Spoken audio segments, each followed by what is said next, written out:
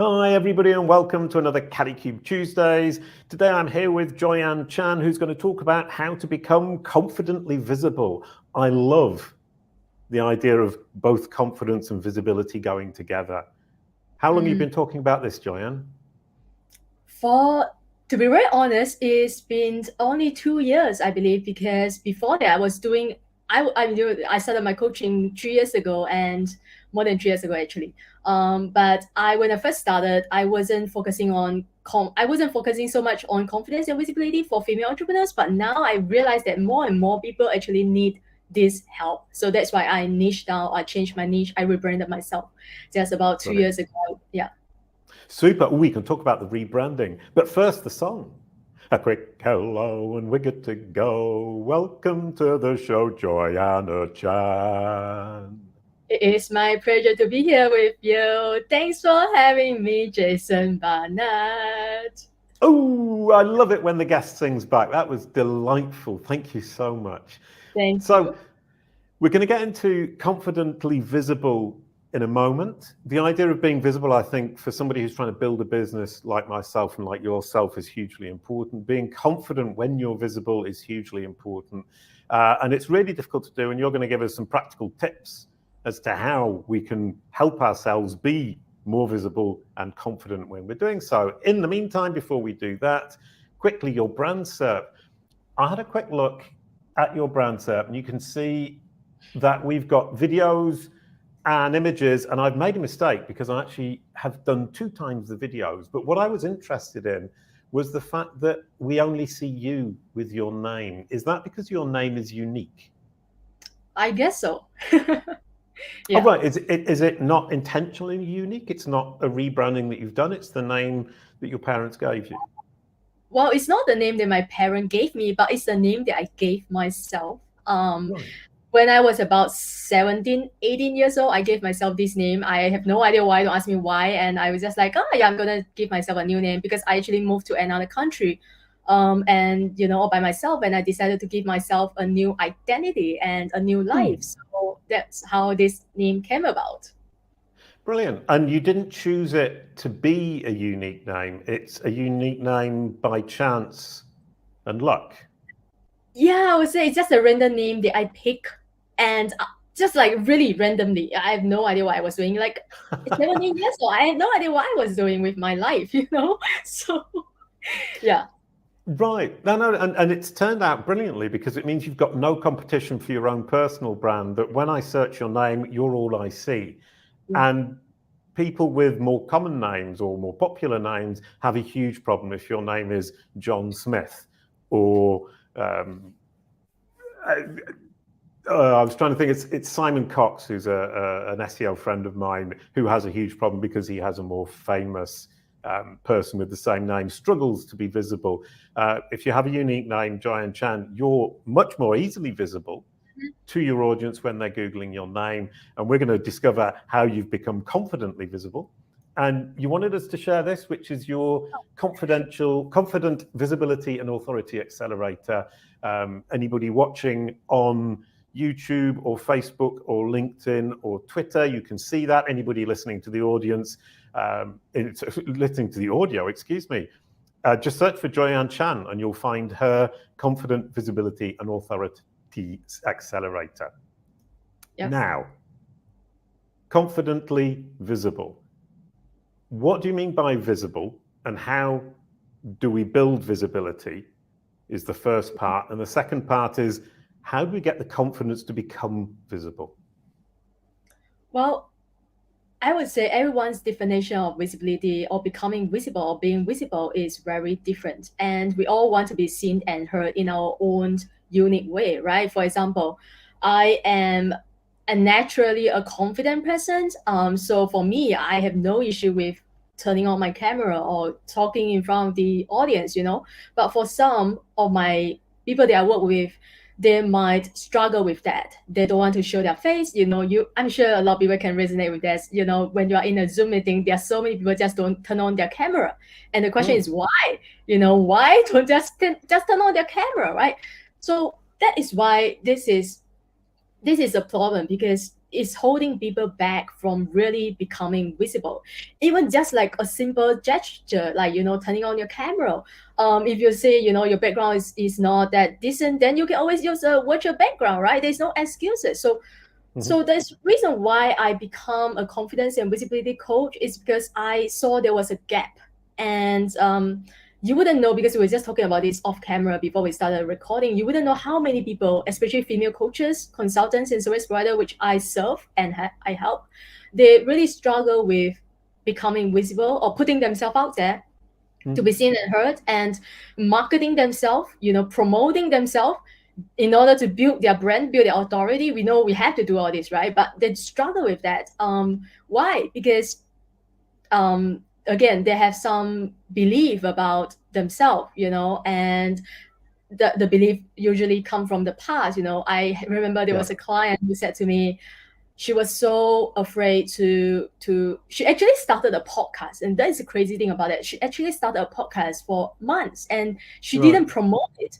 And I was like, why did she just promote it? And she said, I'm so worried about what my boyfriend's family would say about me starting a podcast. Right. It's insane, right? And of course, when I was in a coaching session with her, because as a coach, I have to coach her through her resistance and really understand what is the root cause of that fear. Where does it come from, right? So excuse me, just to cut in there, are you working more on the psychological cause, which makes you a kind of psychologist rather than a coach who's building up confidence?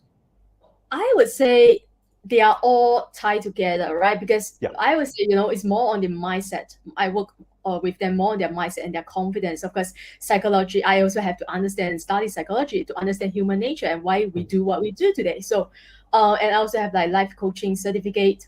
So of course, I will coach them on their mindset and their confidence first. Then I will show them the strategy, how to become visible, right? Because it doesn't work. Because that's why I remember, earlier I was saying there was a gap. You want to say something?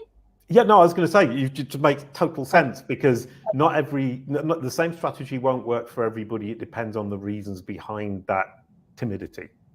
Exactly. And that's what my coaching is all about. I help them with their mindset and their confidence first. Then I show them the strategy, because like I said, there was a gap, because I see so many there is a reason why I rebranded myself and focus on solving this problem, because I saw there are so many marketing experts or gurus out there. They only teach you the strategy, right? And they don't teach you the mindset part, or they don't help you with overcoming the fear, right? Or becoming visible. So a lot of people, they come to me because they are frustrated, overwhelmed, or they feel stuck, or they are just so afraid. Now I know I have to go live. Now I know I have to do webinar, do training, start a podcast, go on other people's podcasts. I know I have to do all these things, but I'm so afraid to put myself on camera, and so it's like, now what? They know the strategy, they know what to do, but they don't do it. It's not going to work. Right. What I found is that doing things live has been hugely helpful to me, because it forces you to do it even if you don't want to, or you're nervous, or you're afraid, or you think it's not good enough. And that started with the music career, is that when you've agreed to do a concert and you've got 3 other people in the band with you, if you don't get up on stage and actually do it, you're letting the crowd down, you're letting the organizer down, you're letting your bandmates down. And then I found that the mistakes I made weren't very important. And I would be overly critical of myself and say, oh, I made this mistake, I made that mistake. And then you realize the audience don't even notice. Yeah. And if you can get that into your mind, and the guy who taught me to play the double bass told me, every time you make a mistake, forget it as fast as possible and concentrate on what you're doing now and what you're going to do next, because nobody in the audience has noticed. And if they have, they want you to succeed. They don't want you to fail. They're your friends. I like that. But yeah, that is so true. But again, there are so many people, they are just so afraid of, those negative judgment or negative comments. Because when you put yourself online, you will attract haters, right? They are everywhere. So you can't avoid that. So that's why people also don't do that, because they are so afraid of, oh my God, what if someone judge me? What if someone leave a nasty comment? And how do I deal with that, right? So I also have a client who just never go live before. She has been coaching or doing a business for like 2 years, and she never once went live. And And I asked her, how is your business doing? She said, struggling. She don't have any clients. So you see, yeah. So that's why I'm so passionate about this, helping them with their confidence and visibility. Yeah. Right. And so a lot of it's to do with confidence. We're looking at confidence to become visible. We need to be visible as business people, and the confidence is key. And you talk about finding your unique strengths. Yeah. Yeah. Well, So how do you do that? How do you go about finding somebody's unique strength? sure. So you see, again, coming back to the strategies, right? There are so many marketing strategies out there in this current day and age, and or I just want to say all the strategies that work, right? All of them work, whether it's sending cold DMs or going on podcast, starting a podcast, doing a webinar, they all work. But you have to find one strategy that work for you, and you stop being overwhelmed with all the marketing strategies out there. You don't have to do everything, right, to become successful. You just need to choose one that works for you. And how do you do that? I help them to first, like you said, identify their unique gift. Like, you know, what makes you unique? What makes you different? Who are you? What are your strengths? What are your weaknesses? Like I shared earlier, my strength is to be on camera. I love to talk. What do you love to do? Do you love to talk? Do you love to write? Do you love to, you know, like, do you love to create content? Like, you have to ask yourself, what do you love to do? And that is your strength, right? And when you do what you love to do, it doesn't feel like work, right? And you wouldn't dread showing up, because you wouldn't dread putting yourself out there, because you are doing what you love to do. And so that's where we start, right? Identify what you are good at, right? Always, like, is it writing, or is it speaking, or is it what is the other one? Like, is it like audio? So it's like audio is like podcast, right? But video is more like a YouTube channel, or, you know, like just going live, right? And writing, we all know, is like start a blog, right? So yeah, sorry, and that, just coming back really quickly, you talk about writing and you talk about blog. I hadn't thought about that as being visible. For me, visible, I was just thinking about video and possibly a podcast. But writing, some people, you can be visible just by writing. You don't necessarily need to be on camera or on audio. Yeah, no, you don't have to. So like I said, choose the one, what I call that is your, what is the word for that? Anyway, yeah, so choose your, you know who you are, right? Like, I hate writing. I could never start a blog, so don't ask me to start a blog. But I love to talk. I love to talk to people, especially that's why I have podcasts. So that is the first thing that you need to ask yourself. First, identify what are you good at, and then you just have to. Your cat is. That's my cat. Yeah. Distracting me. Yeah. Anyway, yeah. So. Sorry. Yeah. So many ways you can connect with your audience and build the trust factor, and and build your brand, build your business, right? So start by asking yourself that question. You don't have to do everything to be successful or to be. Yeah, and for me, for being on stage, because of the music career, I now found that easy. For me, video and audio are fine because I've got experience of that. I struggle to write. I come from a family of writers. And my problem is that the bar was set too high. And I kind of felt, well, I'm never going to get to that level. And I think it's important to remember, you don't need to be at the level of the people that you respect. Yeah. You can publish, or you can be on camera, even if you're not as good as your heroes. Yeah. Yeah, and exactly. Once I got started, and this is interesting, is Danny Goodwin, who was writing for Search Engine Journal at the time, he was the editor. He gave me enormous confidence by saying, I love what you've written. And then he corrected it all.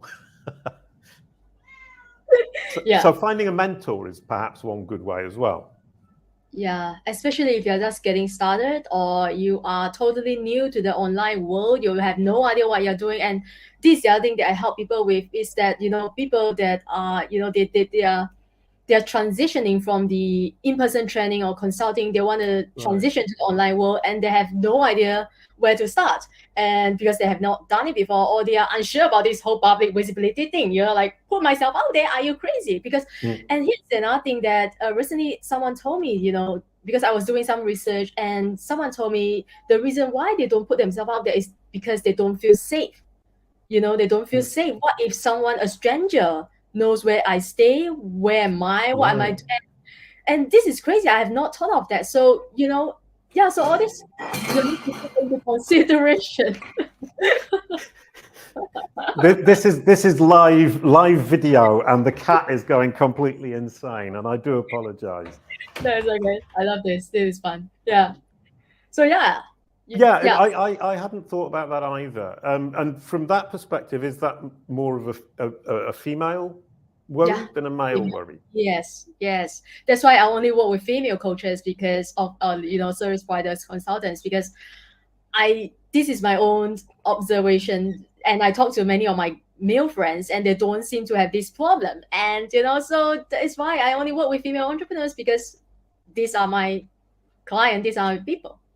Right, and that idea of being confidently visible is unfortunately more prevalent for women than it is for men, and that's potentially but the way that society is built, and that there are bigger barriers to overcome for women in general.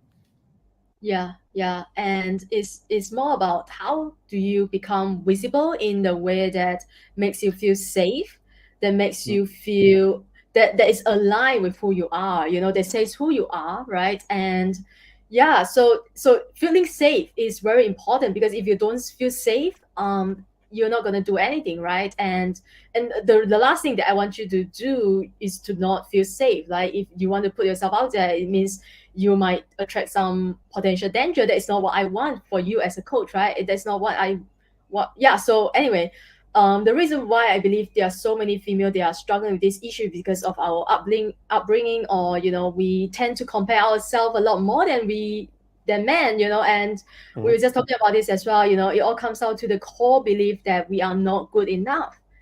And whether it's my hair is not good enough, my outfit is not good enough, my makeup is not perfect, or I don't like how I sound, I don't like my face, whatever, right? Or body image, right? And so that's why they don't want to show up.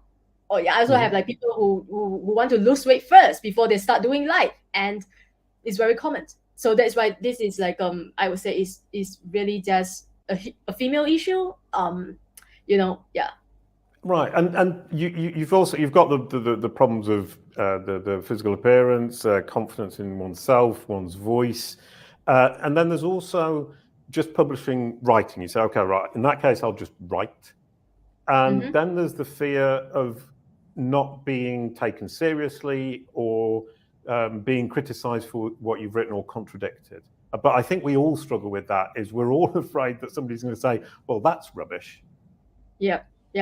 So another thing that I help them with is to identify what is the fear, what is really holding them back. Because for example, my fear, everyone's fear is different. Some of them, they have fear of success, they have fear of failure, they have fear of rejection, they have fear of judgment, they have fear of not being good enough, they have fear of being embarrassing themselves, or imposter syndrome, which is a huge one, right? Who am I to talk about this topic? Who am I to speak to Jason? Who am I to be on a podcast? Who am I to write about this topic, right? Like, there's so many people out there who can talk about what I want to talk about, what makes me, who will listen to me. And that's another issue that I see a lot of people are struggling with. So again, you have to identify what is your biggest fear.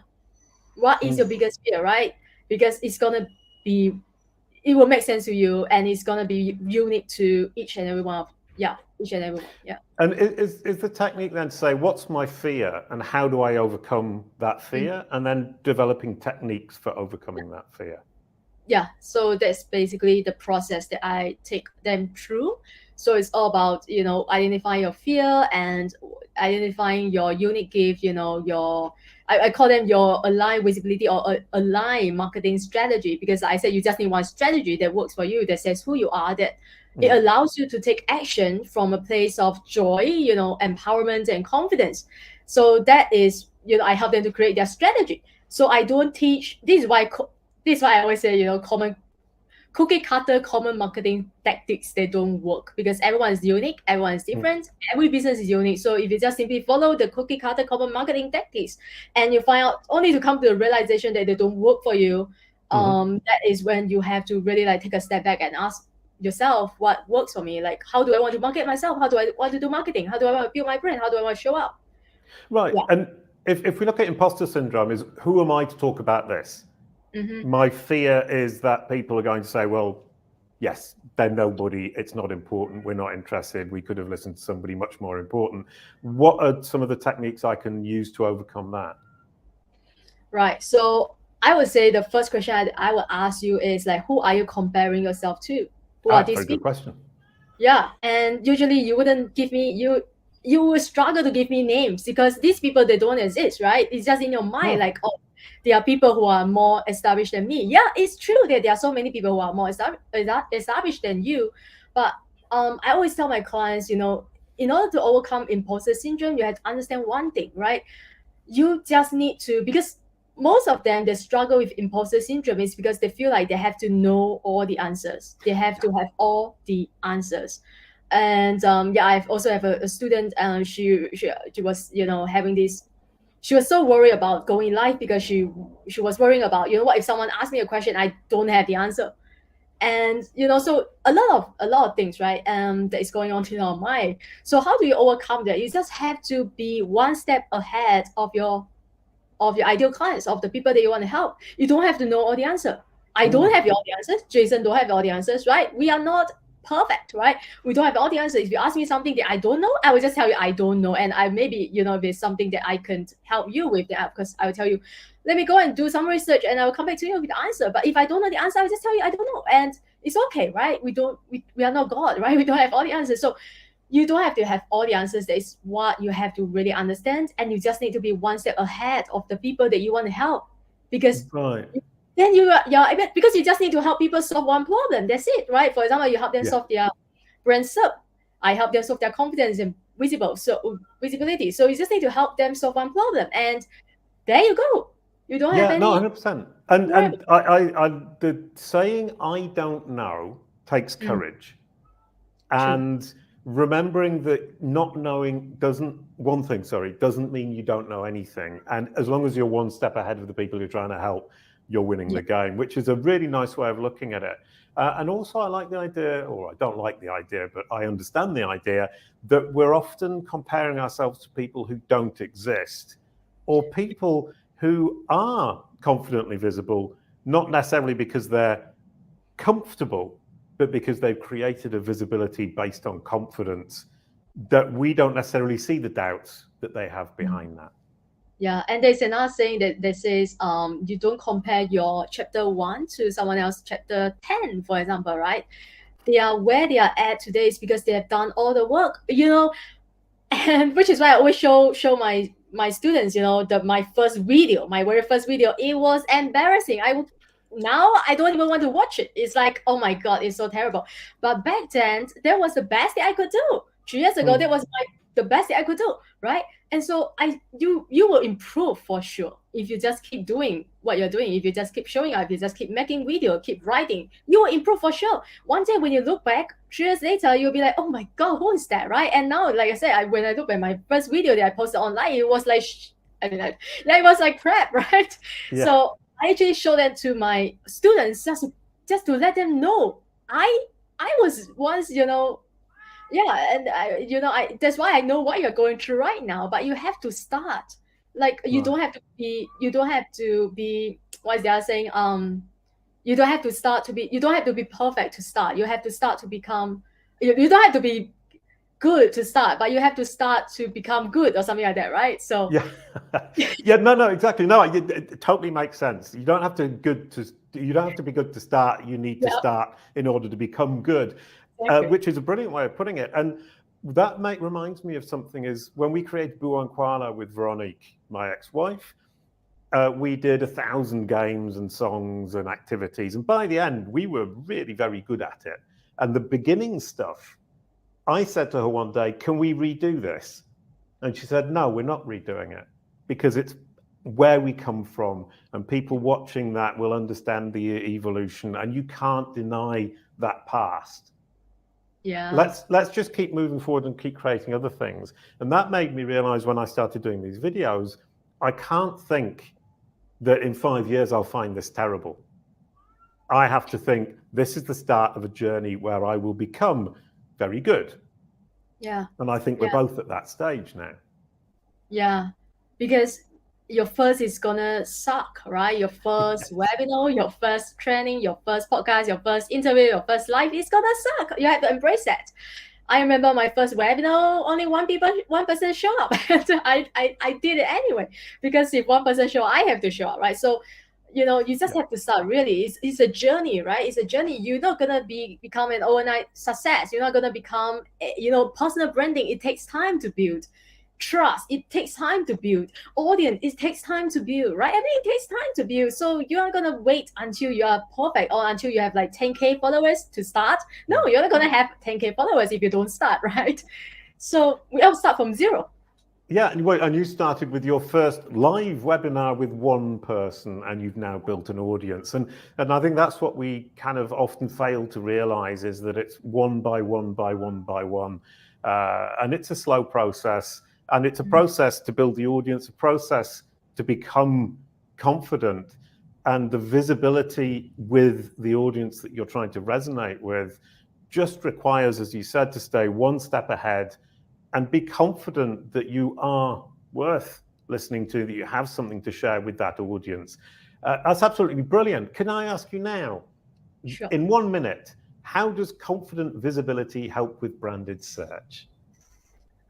Well, in 1 minute, I would say, how does that help with branded search? Everything. Because just like, Jason, you talk about it, Google is a child, and you have to educate Google to show your audience what you want them to see. And it's all about controlling the narrative, right? It's all about telling your business story the way that you want it to be told across all social media platforms, all channels. So I will just give you an example. If you're an aspiring speaker, because when I first started, I wanted to become a speaker one day. So and that was my ultimate vision. So again, I also encourage people who are watching this or who are listening to this to ask yourself, take a pause and ask yourself, who is the person that I want to become?